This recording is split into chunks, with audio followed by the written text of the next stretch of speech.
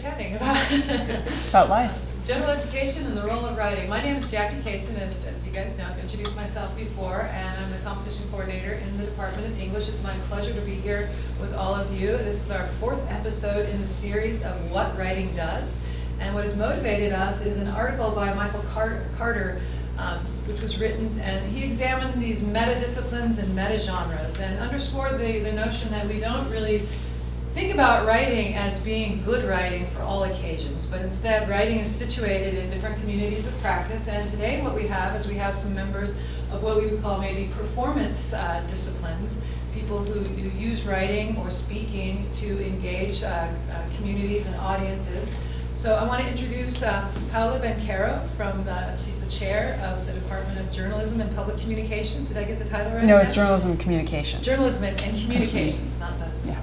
We merged. We married. So yeah, okay, and then also I want to introduce Marcia Olson. Okay, Marcia Olson. I'm going to mix the Marcia and the Michelle up. Yeah. Michelle Scanlon and Marcia Olson from the same department, so you'll hear from them as a duo. So I'll spend no more time and turn it over to you. Welcome. Great. Thank you guys so much for coming. I really appreciate that. Nice to see you. I've noticed with you, your hair, your pink hair, it grows out as I've watched these videos. So, there's more pink at the beginning of the semester. So I don't do a heck of a lot of journalism now, but I was a working journalist for a long time, 15 years, something like that. And so I'm going to talk primarily on the journalism side, but our department is multifaceted. On the journalism and public communications side, we teach writing in journalism, of course, public communications such as public relations, advertising. We also do a lot of entertainment media, so a lot of our students want to go be sitcom writers and things like that, so we do have a script writing class. We teach a lot of the production classes, so if people want to work behind the camera, in fact, Lee is one of our majors. That's part of the thing we do there. So it is multifaceted, and then on the communications side of the house, if you will, is what we used to call speech long ago, and now a lot of universities call it human communication. It has more to do with me talking to you without a mediated form of communication between us. There's no radio, there's no television, there's no internet. So, although there can be, it's kind of an interesting thing. So, I'm going to see if this fantastic pointer works, if I point it, yes. I suspect that Jackie and Sarah set me up to do this so they could see me in something other than yoga pants on a Friday. So, some of the things we do. Professional writing can be in newspapers and magazines, and when I say that, I mean either they're online or they're print life. It can be in radio and television news, and again, television news, a lot of times you're watching it online, and there is sometimes a different way of addressing an online audience than you would your parents who might tune into KTUU at 6 p.m. News releases, advertising in all its forms, social media posts, entertainment media, video games. A lot of video games have very long scripts, as long as War and Peace. So what holds this kind of writing together? Well, it tends to be based on reporting. And even if you're writing a sitcom, and I think of Tina Fey writing her new show about Kimmy, what's her name, Kimmy Stewart? Kimmy Schmidt. Tina Fey had to go out into the world and actually figure out some things about people who have been in doomsday cults. And so she's gathering information. In fact, one of her characters was this dermatologist who performs Botox shots on people. The real man she based that character on just committed suicide. So she did have to find some real people, even if she's basing her characters loosely on them. Based in reality. So I want to say factual, although I know postmodernists sometimes say, well, what's a fact? And what's the truth? And blah, blah, blah. Conversational style, whether it's in print or it's being broadcast, it has to be conversational. It has to capture someone's ear, or else they're going to tune out. Concise, mostly. You know, the New Yorker isn't always concise, but that's what we strive for. Practical. We really are thinking, what's in it for you? We should always be answering the question that the audience is asking, what's in it for me, right? Everyone is asking that, even if they're not asking it out loud. They're thinking, why do I care? Why do I want to know? And the good journalist is responding in kind. And if they're not, they're probably losing that audience member pretty quickly. It is incredibly audience driven because our paycheck depends on you keeping interested in what we're presenting. And if you don't, we're going to be out of a job soon. Has to be timely. I think, I'll get to this in a moment, but you might be coaching or working with writers who fail to see the timeliness aspect of what they're doing. In other words, they might have an idea of, I want to write about student clubs. Okay, that could be a book, right? And so you have to help them figure out what's timely, what's going on now, what's a trend. Are people less engaged in clubs than ever before or more engaged? What kind of clubs are they gravitating to? What kind of clubs turn them off? And so you have to try to dig a little bit to get them to respond. You know that scene in The Sound of Music when the lovely Julie Andrews sits down with her charges and she starts to explain writing. She starts to explain songs and singing. And she says, you know, when we read, we begin with ABC. I think a very critical part of teaching students about writing is actually giving them a refresher in some of the parts of speech, or the most important parts of speech, that being subjects and verbs. I am sometimes surprised that I have sophomores who don't know what a subject is. They've heard the word noun, that's familiar, but they don't always know what a subject is. And direct object, what? So I actually think it's helpful to give them those basics and help them see how it can be, their writing can be much clearer if they stick to this kind of formula. And then verb choice, pretty critical as well.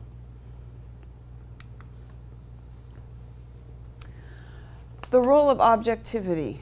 You might have questions about this. I know in some of the previous speakers have talked a little bit about objectivity in their discipline. The history of objectivity in journalism is actually not very old. It's only about 110 years old or so. For the most part, journalists were not objective, and they were paid not to be objective, and they had very partisan media. And then a couple of things happened. There was a really smart guy named Walter Lippmann who wanted us to try to use the methods that scientists use and to be more scientific about our methods in reporting and in writing.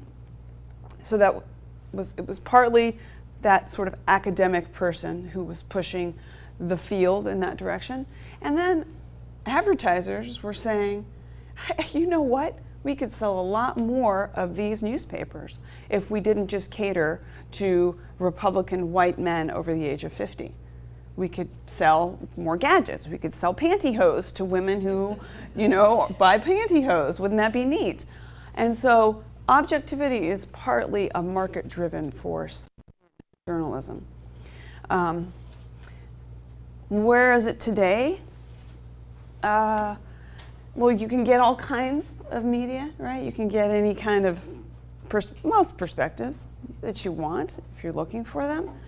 In our department, we're trying to get students to still be objective and write in a way that's, I think of it sort of as the Associated Press.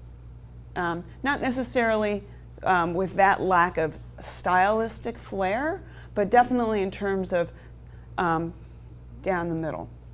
Now, Brooke Gladstone, who wrote The Influencing Machine, talks about the Great Refusal, and that's when journalists say, well, I couldn't possibly take a side because then I would be biased, and I don't want that. And then they're essentially refusing to take a position when they know and they've reported that someone, for example, in government is certifiably corrupt. So that's not objectivity, that's cowardliness.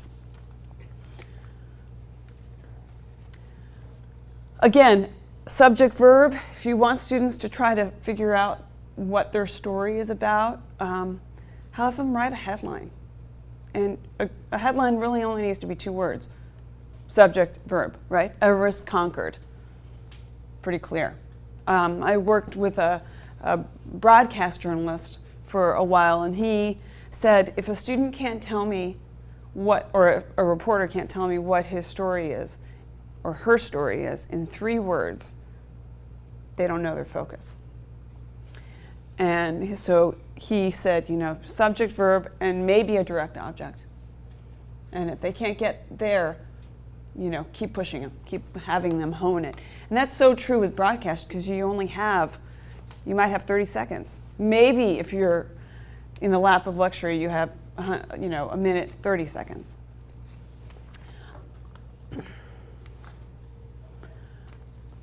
Ronald Reagan said, trust but verify. That was one of his slogans. Well, our slogan in journalism is doubt but verify.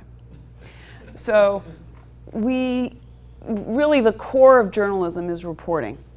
And there's some processes, right? You're gathering information from human beings, right? Maybe you're at a bar and you're asking questions about do you like Amy Dembowski? Do you like Ethan Berkowitz? Why? Those kinds of things. But you're also gathering documents, public records usually.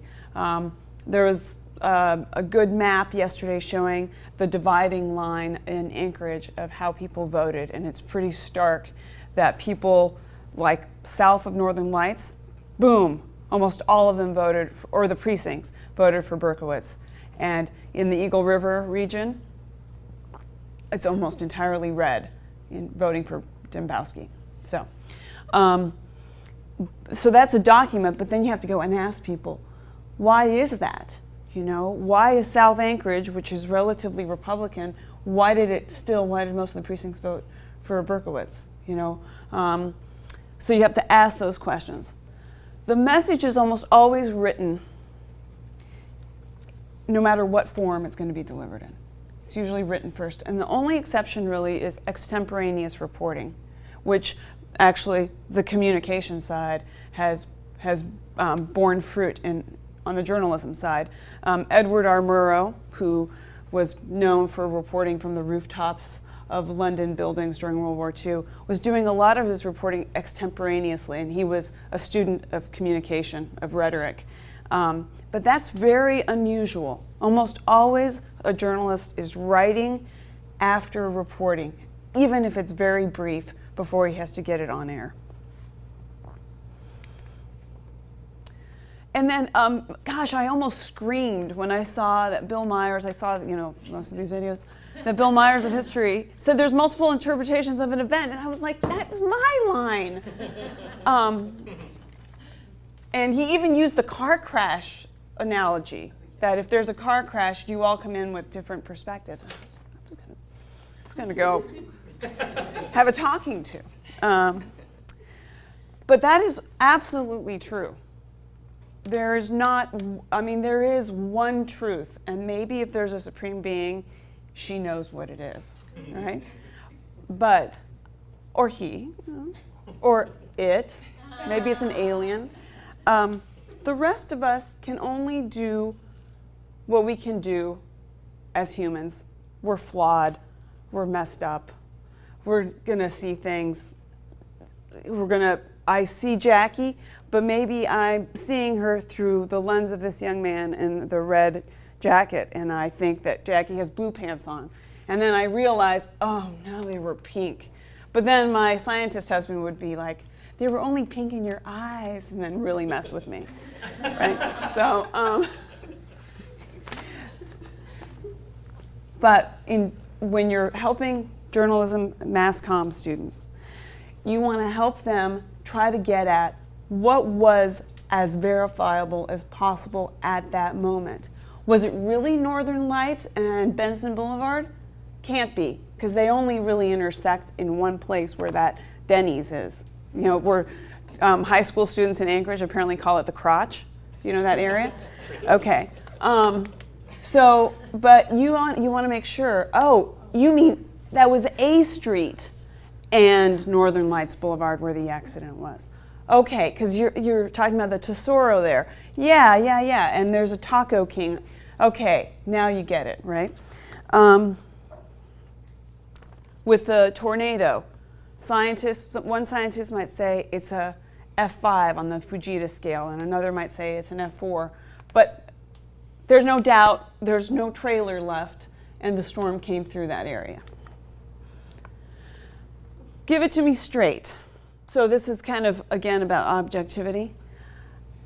We have so many bad examples of bad behavior online and on television. And it's not just Rush. I mean, some of the people on just even like ABC News in the morning, you just want to kind of hide under your desk because they ask such loaded questions of their guests. You want to try to help the writer give it to you straight. And that means figuring out what is the truth without their perspective and without the coloration of maybe their friends and peers giving it that color. So what makes news? Some of the things that help make a news story. It's got to be timely. And if it's not, sometimes there are stories that are not timely. And what I mean by that is, yesterday was the 150th anniversary of Robert E. Lee surrendering, which also meant he surrendered his farmlands, and they became Arlington National Cemetery. Pretty cool. Thanks, Robert E. Lee, for being a jerk, but at least you left us a nice cemetery. So that's not really timely because the Civil War happened 150 years ago, but the anniversary is, and so sometimes news reporters will work on that. Proximity, that it's close to us. We care more that there's an accident on Lake Otis than the fact that it's on Knik Goose Bay, right, in Wasilla. Unusual, right, that's the sort of dog bites man is common. Man bites dog is unusual. Prominence. We care more about Madonna's babies or Beyonce's, right, than we care about, I mean, I don't know your name. What's your name? Wendy. Wendy. So Wendy's family cares about Wendy's babies, but the rest of us are like, whatever, you know, Wendy had a baby, that's okay. Moving on, right? Well, you know, when that time comes. When that time comes. So that's, you know, something that makes it newsy. Human interest. What makes people go, God, that's moving. You know, there's something about that that's, I can relate. That's human interest. Conflict. Readers, they're so fickle. They say they want good news, but they always read the crime stories. They like conflict. I mean, they don't like it really. Like, they don't want it in their lives, maybe, but they like to read about it. They like other people's conflict. Impact. So it has impact on your life, like taxes has an impact, so you might want to read that story. It's helpful. It tells you where you want to be on a Friday night. It's entertaining. It's actually just a good read, like Mark Twain. There's issues or problems. Homelessness is a perennial problem in Anchorage. You're going to be reading about that probably till you die. Unless they figure out there's some miracle, I don't know. Trends. You know, the trends of women wearing yoga pants or whatever it is, or men wearing yoga pants suddenly. Okay, that'd be a trend. So help your students get from, I have an idea, I want to write about something, general, help them hone it. What is the story there? Are there people who animate the story? Can you find them? Some of the problems are problems that you see every day, no matter if you're helping someone write an academic paper or you're helping someone write something practical. Grammar. All right, we're all, lacks focus. Probably one of the biggest problems for us. Tends to be more like a term paper in English or history, no offense, but sometimes I have to whack out those habits. Like, you're giving it to me the way, it's like long and I don't know where the attribution is, it's kind of winding, and I'm thinking, do you know who your audience is? Your audience is someone who looks like me or a little younger, and I'm not engaged. So helping, and it's hard because students have to keep writing that way in other classes. And then they have to figure out this kind of new form to them. Lack of specificity, I'll get to that in a moment. Opinion, we talked about that. Conversational becomes too informal. So they start writing like Prince, right? And they're writing in text or something. I'm like, wait a minute. You actually need full sentences. Passive voice. No roadmap, which is a little the same as lacking focus. They don't know how to attribute information in news articles. So I actually wish more news articles were more like, here are my sources at the bottom. You can then, in fact, Wikipedia, that's one of the cool things about Wikipedia, that you can go and backtrack and find out. And you can do that online in news stories, and many news organizations do that. But you need to know how to attribute information. Kelly Marshall said that she's sick and tired of tuition increases. Okay, you've attributed it. And then how to quote. A lot of times people figure out, I can quote, and man, all of a sudden, my source is writing my story for me. And that's not what you want. You want short and sweet quotations, and the rest should be in the voice of the writer. And then a lot of times writers steal the thunder of the quote. So let's say you have a superintendent who speaks in sort of cute phrases, southernisms, if you will, and the writer introduces it as saying, oh, the superintendent talked about how finger-licking good the chicken was. And then the quote is, this chicken was finger-licking good. And you're thinking, why quote him if you've already said it in your... So you have to help students figure out a way to introduce a quote so that it really stands out. Too many modifiers. If I could just kill all the currentlys in the Northern Light that don't belong there, right? Tom Case, currently the chancellor at UAA, just say the chancellor, right? He is now the chancellor, you don't need to modify it. The mother of all problems is that you can't write writing. And it's really, this is where writer's block comes from. Your writer sits down and says, I can't write anything. Well, because they haven't reported anything.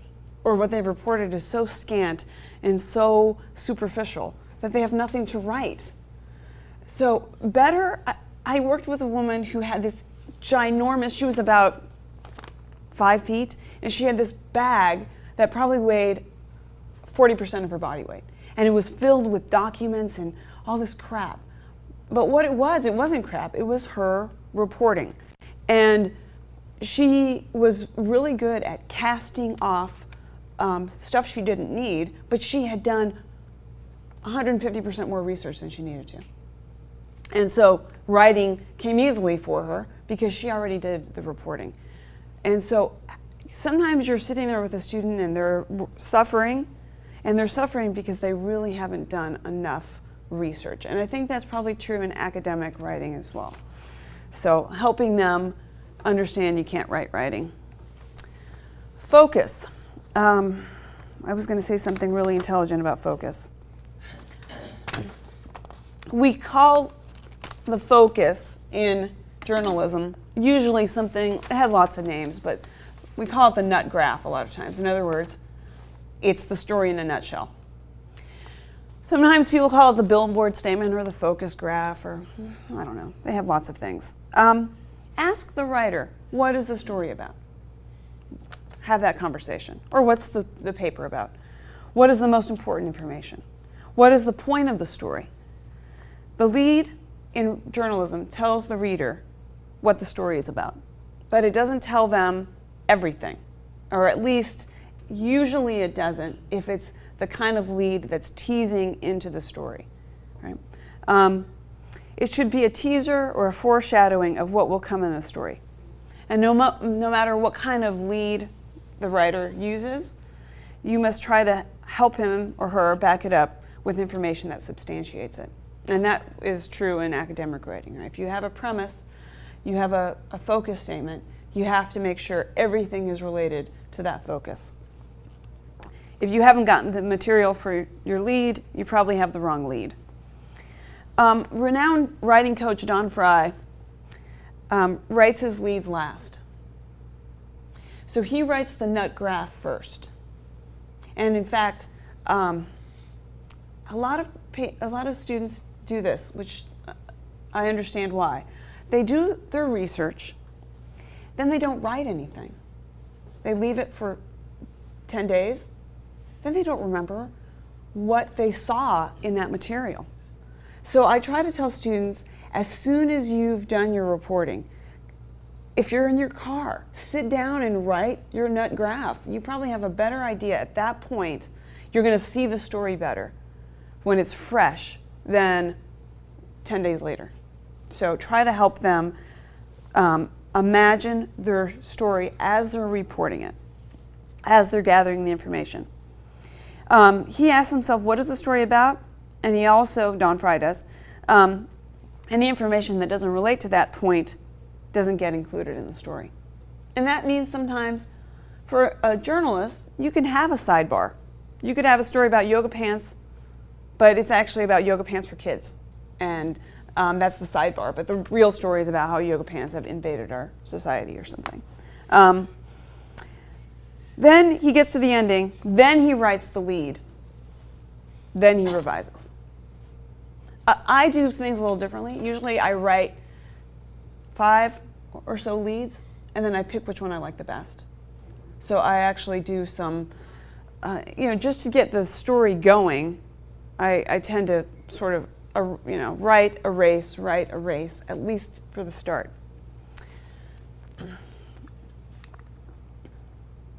Clear and crisp, right? That's what you want. This is a summary lead from earlier this week. You don't need a nut graph when you have a summary lead, because this tells you pretty much what's in the story.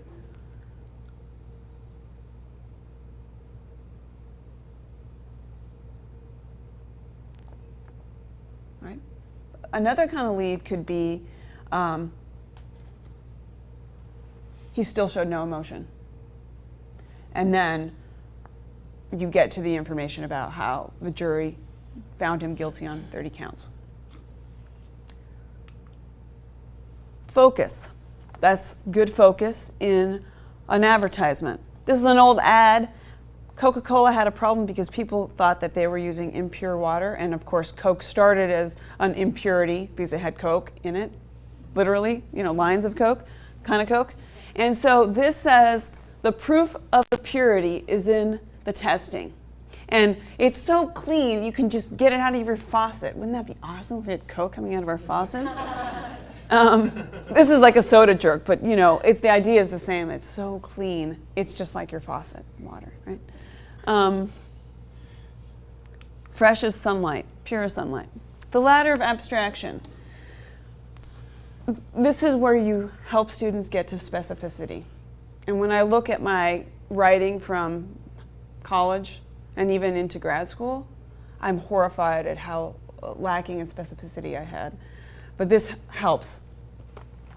They maybe are talking about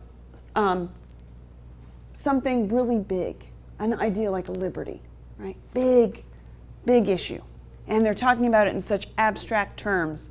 You have to help them really focus it. We're talking about the liberty someone feels when they buy a house on Oak Street or Oak Drive or whatever. That's the specifics, right? So help them see that. And that also means sometimes they haven't reported the specifics. They've only reported maybe at the third level, right? Television watching, but they really haven't delved deeply into the habits of people who watch television a lot, right? So they're kind of struggling with that. I always ask students, if you're writing about someone, they're drinking a beer or they're drinking a soft drink, what are they drinking? Is it Mountain Dew? Is it beer that's, is it Sam Adams? Or is it Pabst Blue Ribbon? It actually tells you something about the person that you wouldn't know otherwise. And it's that kind of detail you need. Know who your audience is. I actually do this. If I'm writing for like a women's magazine or conversely a trade magazine, more business oriented, I'll put a picture of the person I think looks like my audience. And I'll put it on my computer and write to that person. You're going to have a different perspective if you're writing for a 10-year-old than if you're writing for someone who's 70. Most likely you're going to use some different words, right? So try to keep that in mind. Writing so much is rewriting. I had this writing coach who used to say, well, cut 10% out of your story. What? Those are my babies. Those are my words, right? He'd be like, kill your babies. And that sounded really horrifying, but it's a good point. That if you have a 2,000-word article and you cut 10%, cut 200 words, it's likely going to be a stronger read. Not always, but it helps you go, oh, there's some additional, there's some puffiness here, right? I think it's absolutely essential that people read their work out loud. And they're inhibited about that. It's weird. They're inhibited. And I'm like, put yourself in your bathroom, close the door, read it to the mirror, because if you want to be on TV at all, you're going to have to know what you look like. So get used to it. And even if you don't, you'll probably be on TV no matter what, because we're so visually oriented. So see what it's like, and you will hear those imperfections a lot better. Prosecutorial editing, I just love that word. But it's really when you interrogate your writer. How do you know that? Who told you that? How do they know? Who verified the document? Oh, they hate that. They hate it. But it's so necessary. And then they thank you. I think coaching is really the way I think of helping writers. And it's a different model from that gruff editor. Oh man, I had one editor who, she used to change, when I would say country in a story, she'd change it to nation. Why? Right? I don't even understand that.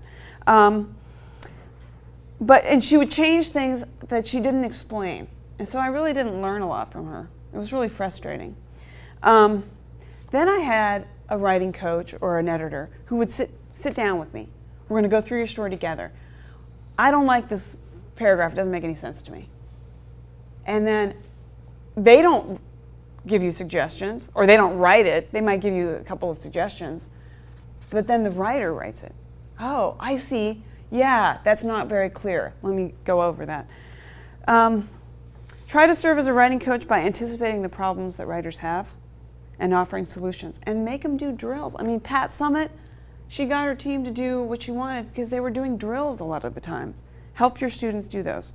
Help the student begin with a plan, and then after correct. You can help the reader, you can help the writer read it and help that student make changes. And I think that's all I have. I think you should try to help them keep swimming, in other words. They often, I, as an adult, really learned how to swim in the sense like I could breathe before I could make it across the pool. Man, once you realize you can keep doing it, you can keep doing it, and you can do it for a long time. And students sometimes don't have that insight. They give up very easily. And I know you work with a lot of students who give up really easily. Or give up because they've been told they're not good writers. But once you just keep practicing and practicing, boy, it makes a difference. So that's all I have. Do you have questions, or do you want to do questions at the end? Let's do questions. Okay, great.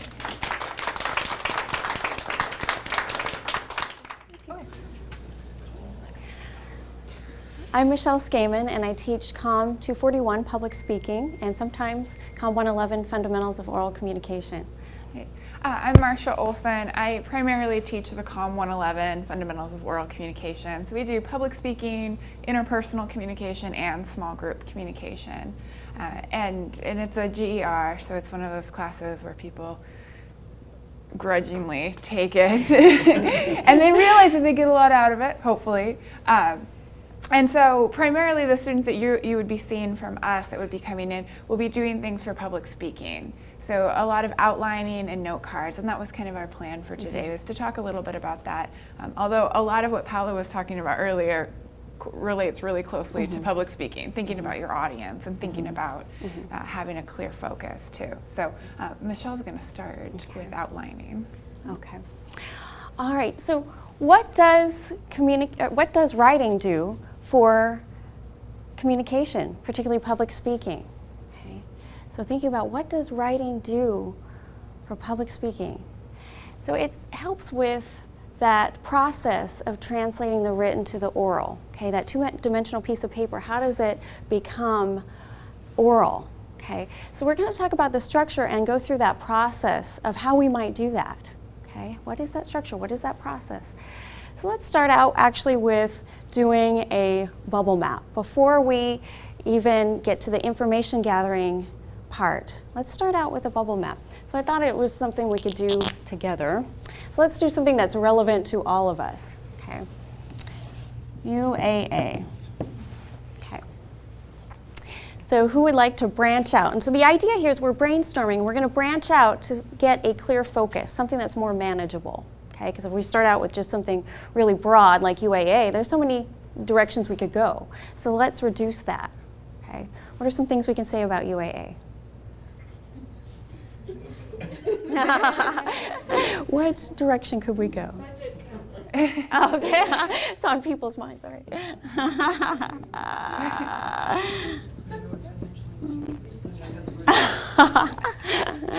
I heard a good one. Oh, what was that? What were you saying? Oh, parking. Parking, that's definitely That's something the first on thing I always everyone's hear about UAA. Yeah. I have one. Yeah. 100% acceptance rate. Okay. We could say,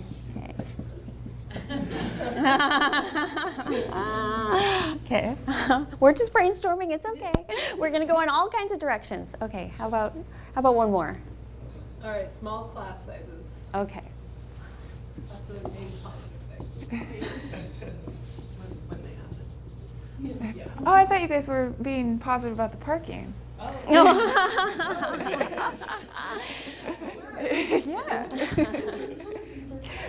Okay. And I'll go ahead and add one too. Maybe a fun one. How about sports? So we have a fun one up there too. All these serious, everybody's so serious. Okay, so we could take any of these and then start branching out. Okay, and this helps us get a focus. So we can say, what do we have to say about parking? And then we can make other little branches. Okay, what do we have to say about the budget cuts? Maybe we'll skip that one. Sports. What are some different sports? Okay, we can talk about hockey, right? Hockey, basketball. We could even talk about the divisions and men and women's, and so we can go all these different directions. And the idea here is we're reducing, and refining so that you have a more manageable topic. Because when students start out with a broad topic, it becomes really difficult to then try to structure that or do research for it or any of the other elements that are required for that process of public speaking. Okay, so we take that and reduce. Okay, and that can also help eke out the thesis statement and the main points too. Okay, so that's helpful with that. All right, so just in looking at the outline, there are different kinds of outlines. So once you've done your bubble map, you've brainstormed, you have all that information gathering, then you go and you do your research. And Marcia and I have discussed quite a bit about information literacy. We're actually on an information literacy committee, so we've talked a lot about evaluating sources and evaluating search terms and how to properly conduct research and go out there and look where you would find particular information. So that's something that then you would do after your bubble map, okay? And then what do you do with all this information you have? All the information, all your sources you've evaluated, what do you do with that? Okay. Then you want to plug that into your outline. And we typically use a preparation outline, but there are many different kinds of outlines, and so you might encounter some of the other ones. There are keyword ones, there are delivery outlines, so there's a lot of different outlines. And later Marcia will talk about the delivery outline of note cards, okay? So a lot of different types of outlines. The preparation outline is designed to help you organize your thoughts, okay, and structure them in a particular manner. And one way it does that is it helps you take that first part of just even coming up with a title, okay, you're funneling it so that you have a clear focus, okay. So that first part is really for the speaker to kind of organize that section, okay. So you have your your general purpose, okay, is it to inform? Is it to persuade? Okay, is it to honor someone? What is that general purpose? Okay, so you need to have that focus first so that you know how to construct the presentation. Okay, and then you can move on to the specific purpose and the central idea, which is basically material you'll use for your thesis statement. Okay, and then the outlines are divided into sections. So you have your introduction, your body, and your conclusion, those three sections. Okay? And depending on the assignment requirements, some instructors will require students to fill out the whole outline and do paragraph form or sentences, or some would prefer keywords. So it just depends on those assignment requirements. I typically have the students do complete sentences so that they can plan out their thoughts so that then they can be able to prompt later and translate that into note cards and be able to deliver it more effectively. So I usually do that so they can get their thoughts out, okay? And sometimes it's hard to do that with the other styles, okay? And so they'll have their attention gaining material to start out with. You want to have your hook, right? You want to hook your audience. I know people always think I'm punching. I'm not punching, I'm hooking the audience. Hook the audience and get their attention, so captivate them some way, okay? So thinking about a quote, a rhetorical question, an interesting statistic, something to draw them in, to captivate them. It's going to be a lot more difficult to do later on. So you want to have that written out and figure that out, have it planned out. What will your hook be? And avoid starting out with, I'm going to talk about, okay? That tends to be the go-to. You want to start right away with that hook when you're translating that from the written to the oral. You want to start right away, okay? And you move on to your thesis statement. So you want to have that central idea, that focus, because that's your agenda. Then the audience knows what to expect, right? Otherwise, we don't know. We're hunting all over for the agenda. What is the goal of the speech? And so you want to have that specific, and typically it's going to be one sentence, okay? I know some other instructors might require a paragraph, and a lot of times in English courses, they'll have more of a paragraph and more substance there in terms of just expanded. But for our purposes, because it's a little bit easier to prompt from, we have them do one sentence. So they'll write out one specific sentence about their topic. And then out of that branches those main points. And going back to the bubble map, that's something that can help because you're eking out that overall umbrella, your thesis statement, and then you can start to eke out those branches for the main points. Okay, and usually 2 to 3 main points for a 5-minute speech, and most of us require 5 minutes. So you think about if you have too many, if you have 4 or 5, then you kind of ends up being too long, and it can also be difficult with concision. And that's one thing that we're really trying to teach students is concision, because they end up kind of going on tangents, and you want a nice tight package to deliver to the audience. Okay, and so keeping on focus. So having those main points relate to the thesis is always very important too. Okay, and again, not going off on tangents. Make sure those main points are focused on that thesis. And I always ask the students, okay, when you look at that main point, does it make sense with your thesis? Okay, does it fit? Okay, ask yourselves that question, does it fit? Okay. And then of course going into transitions, just like in written papers, and I usually say this is kind of like an oral term paper in a way, because they're research oriented, okay, and you're going to have a lot of the same elements as you would in a term paper. Okay, and so you want to transition into the body. Okay, how do you connect it? Let's start with, and then you introduce that first main point. So you're an introduction of that first main point. And not long-winded either. You don't want to have a whole paragraph for a transition, because then it's not functioning as a transition. It should just bridge the pieces, okay? Bridge those different parts. And go into the body, and then very importantly here in your body is source citation, okay? And one of the more difficult things students encounter is trying to figure out how do they introduce sources, because in written form, typically like in English courses or other science courses, you'll have the parenthetical referencing at the end, okay? But for public speaking, you want to integrate it. You want to have this integration of sourcing, okay? So according to Ford Brown 2012, blah, blah, blah, blah, blah. Okay, so you want to introduce where that information is coming from. Okay, you want to cite that source. It's really important. And later, and of course in that section, being able to unpack the message too and digest what Ford Brown 2012 is saying.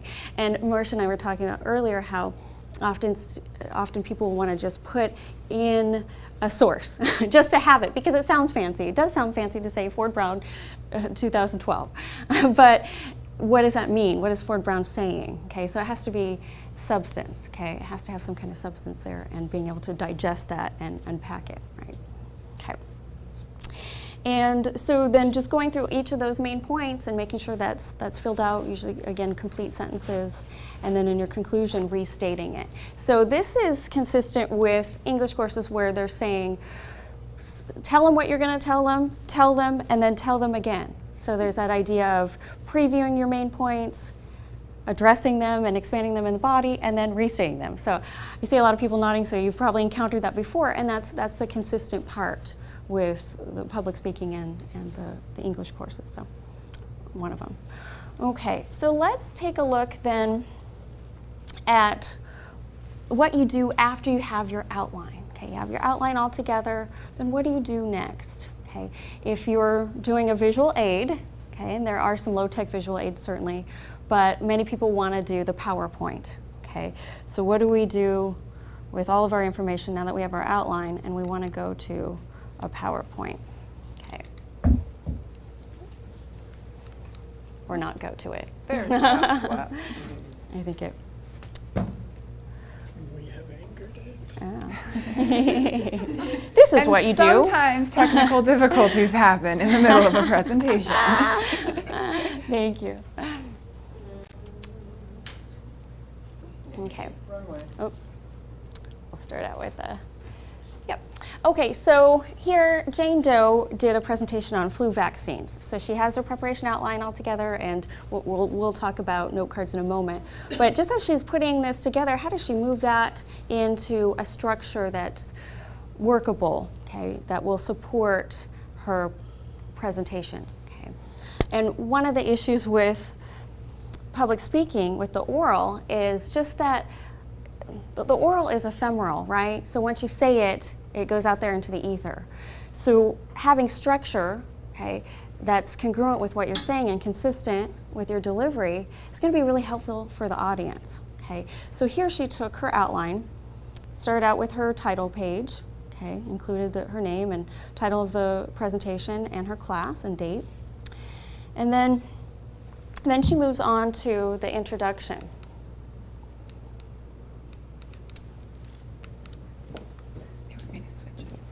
Thanks. And so she's talking about flu vaccines, so she wants to outline her main points. Okay, she has her focus on there. Flu vaccines help prevent the spread of flu virus. Okay, what about that? Okay, so we know that she has her focus on there. And then outlines those main points, 3 main points, okay, and they're consistent. And then she moves on with that first main point, and the heading of that main point, the title, that category for her main point is up there at the top. Okay, again, so that the audience can focus on, and to be honest, a lot of audiences, they kind of start wandering, their minds are wandering, and especially student audiences, because you're thinking about math classes, you're thinking about all kinds of other things. And so it's really helpful to have titles up there for your main point, so we know, okay, that's where you are in your presentation, okay? So she has her first section, and she has her source citation too in there, which is helpful, okay? Because she'll orally cite it, but it's also nice to have it up there so that we can visually see it, okay? And then she has a continuation of that first main point. So she wants to have continued at the top, right? Because again, then there's that consistency and structure, okay? And then she has her image citations as well. So we see these little images, and of course if it's clip art, you might not need to cite that, but she took this from somewhere, so she's giving credit to that. Okay. And she's continuing on for her next point, and then showing pictures too. That's helpful to have different images as well. And you want to think about having clean slides. So you don't want to have a lot of too much stuff going on there. It gets a little wild. I one time saw a PowerPoint that had animation, and it had sound, and it had, I mean, everything on it, all the bells and whistles, literally. And so it was a little, it was a little bit much for the audience, okay? So just thinking about very clean slides and keep it simple, okay? And the main thing too is consistency of font, consistency in your design. And I have a template that I give to students, but it's up to them how they want to design it in terms of how many pictures they want to have and how they want to order everything. That's up to them, okay? But it's just nice to have an overall template to go by. Okay. Here she is using her third main point to discuss subpoints, okay? So that's kind of helpful to have that up there too. She's going to outline those 3 subpoints first. So she has 3 types of flu vaccines and then lists those 3 types, okay? And then we go on.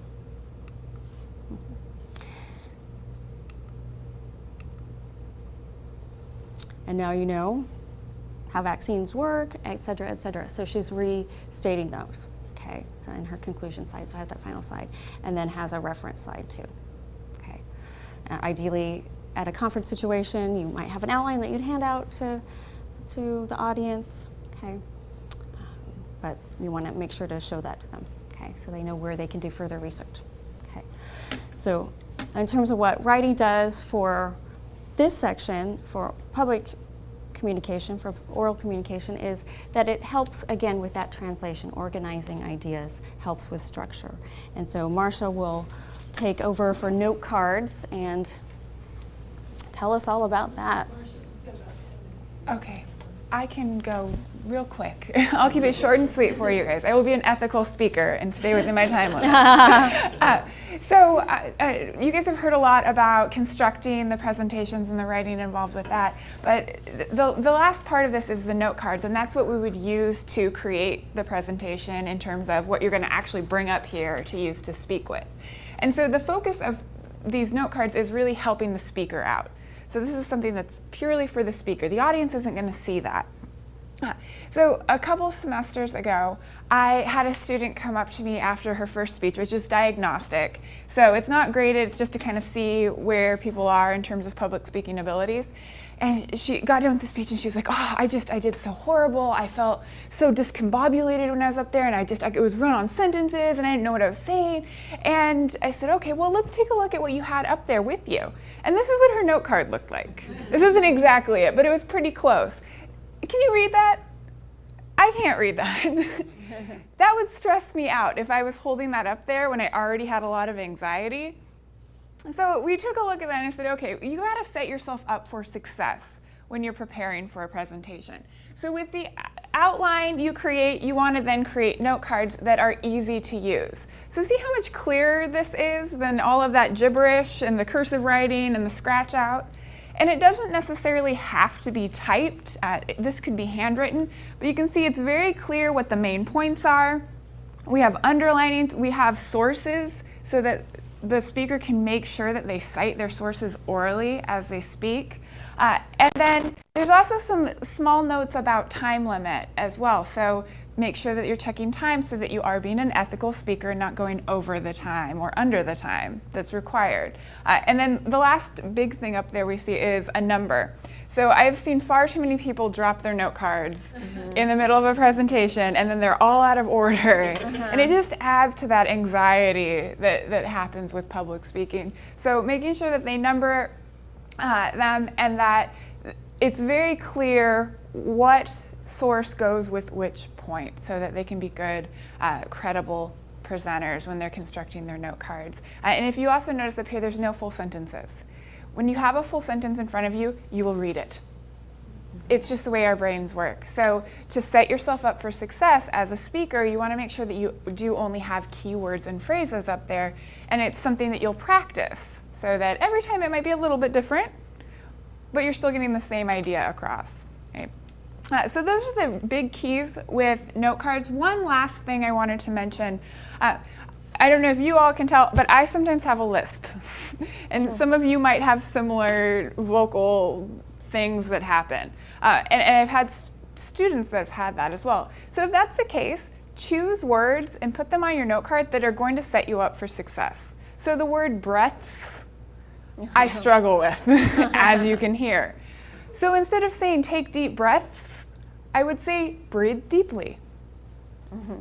And then it's not a problem. So thinking about those kind of things are really important for students, and you can help them with that with note cards. And the last thing is writing things phonetically on note cards. So a lot of times, particularly with researchers or with technical terms that you're not maybe familiar with, it's hard to say. You might struggle with it. So I use the example, this is my maiden name.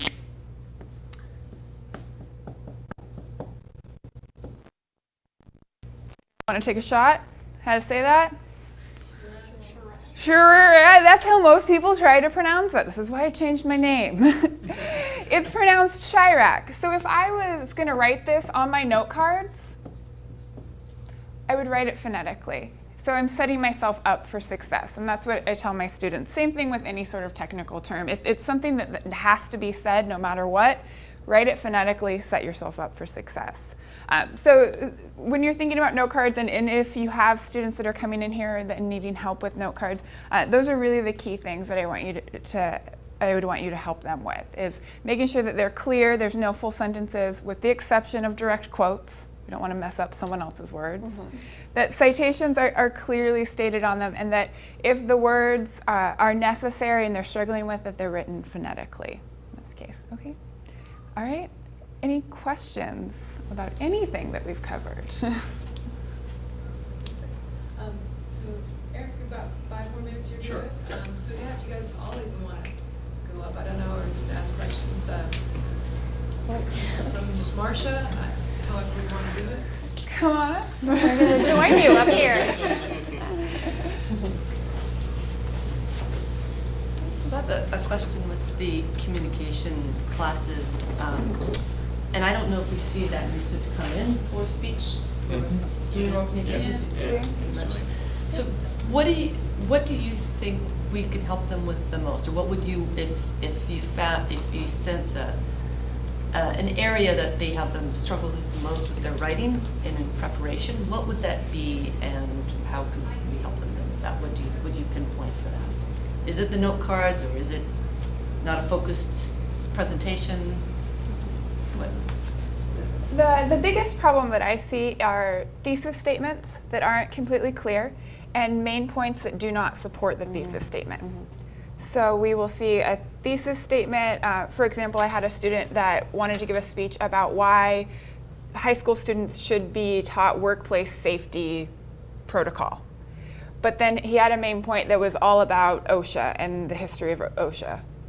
And sure, OSHA relates to workplace safety, but it doesn't actually support the main thesis statement. And so we see a lot of that kind of thing happening. And so if I had, that would be the number one thing I'd want people to make sure to help students with is main point, support the thesis. Yeah, and I would say source citation, definitely. First of all, and just being on the information literacy committee and everything too, is just realizing the value, and if they see that, how important it is to cite sources, that it's different than maybe other types of writing or presentations, that it really does require that support. Okay, and to give a crystallized view, we want to have multiple sources so that it lends to that speaker ethos or credibility too. I have a follow-up question on source citation, because I do think that's really important, and all of you guys addressed that at some level. I know with maybe more public forms of communication, I teach a course in public science writing, and I look at a lot of that in publication, and it doesn't have the same formal kind of citation page. I know that you mentioned that, Paula. So I've been actually encouraging students to do more hyperlinking, because that's what I see. And then I know with the direct reference to the source, so that when you deliver it orally, you can see that. But I think in writing, writers have both choices, either to cite directly, referencing it in the grammar of the sentence, as well as indirectly in parentheses. But yeah, it's just, I don't know if you want to say anything more about how you work with students to understand kind of the nature of source citation, like what they're trying to accomplish with it, how it plays out for different audiences on different occasions. But yeah, I can see why it's so complex for students to see when we have all these different Exactly, and trying to toggle between all of them, and the different style manuals too. That it makes it difficult.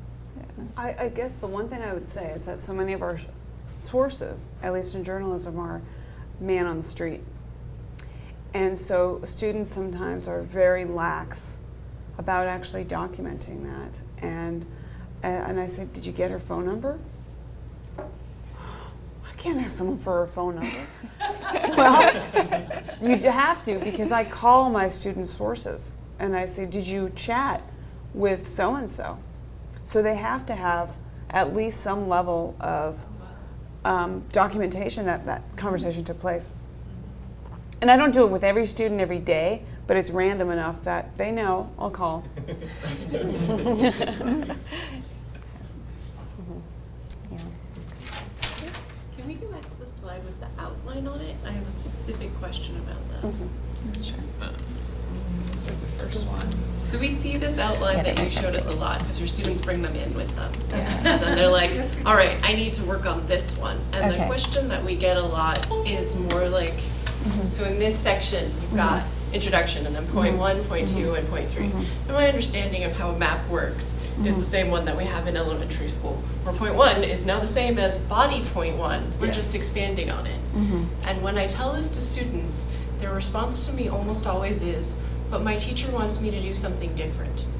And I don't understand where they're coming, where they're getting this idea from. Well, and this is great that we're able to have this dialogue and try to figure out what's going on and diagnose that. But yeah, it's just a statement of, and there are different topics. We've talked about the different organizational structures. Some of them use chronological, so it needs to be in a particular order, or some of them use the topical. And so they're little mini categories. And so they're just listing, okay, how to bake a cake. We will discuss gathering ingredients, mixing ingredients, baking ingredients. And so it really just needs to be boom, boom, boom, that first section, and then the expansion in the body.